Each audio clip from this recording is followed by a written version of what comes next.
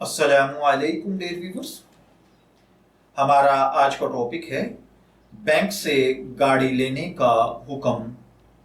ये एक सवाल है जिसमें एक भाई ने पूछा है। वो कहते हैं कि एक साथ पर बैंक से गाड़ी निकलवाना ये जायज़ है या नहीं।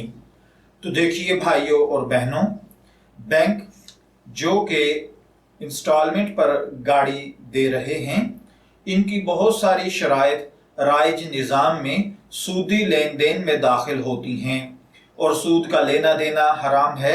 लिहाजा आम बैंकों से किस्तों पर गाड़ी खरीदना हराम है।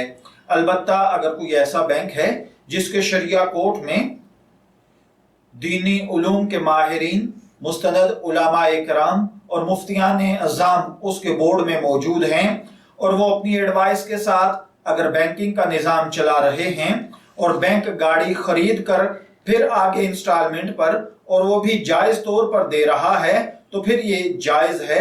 इसके अलावा बैंक से एक साथ पर गाड़ी खरीदना ज्यादातर सूदी लेन देन होने की वजह से इससे बचना बेहतर है।